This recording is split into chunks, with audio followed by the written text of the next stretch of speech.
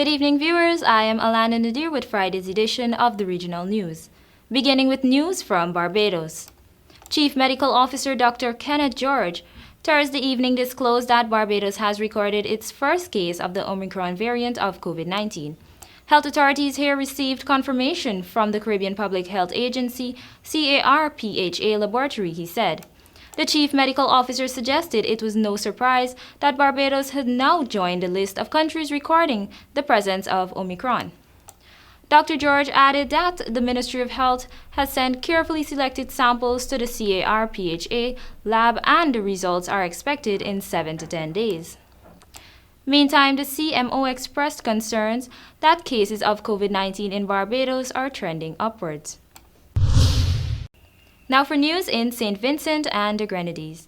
The Royal St. Vincent and the Grenadines Police is encouraging persons to desist from sharing or storing and to delete the pornographic video of a child that is presently being circulated via various mediums. The police force said this is very damaging to the child and can affect her in the future.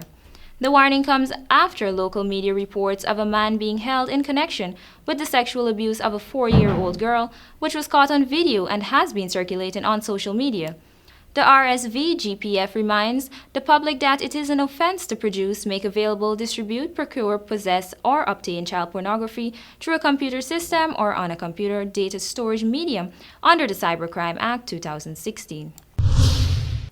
Now for news from neighboring Suriname.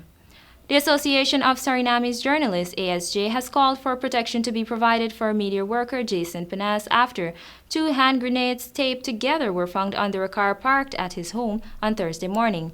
Panas, who was recently assaulted by security officers of Suriname's vice president, was said to be in shock but calm after the discovery of the weapons under his brother's car in the yard of his residence, located in the north of the country. The ASJ condemned what is deemed a brutal attack on the life of one of its members, coming 2 weeks after the VP security guards were involved in an altercation with Panas. Finally, international news. The U.S. Centers for Disease Control and Prevention warned people on Thursday not to go on cruises, regardless of their vaccination status, because onboard outbreaks fueled by the Omicron variant. The CDC said it has more than 90 cruise ships under investigation or observation as a result of COVID-19 cases. The agency did not disclose the number of infections.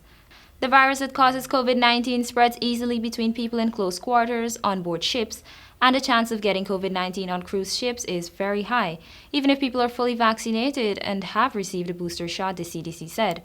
The CDC also recommended that cruise passengers get tested and quarantined for 5 days after docking, regardless of their vaccination status and even if they have no symptoms. The Omicron variant has sent case levels soaring across the U.S., including Florida, the hub of the nation's cruise industry. The state set another record this week for new daily cases, with more than 58,000 recorded on Wednesday. And that concludes Friday's edition of the Regional News. I am ALANA NADIR. Thank you for joining.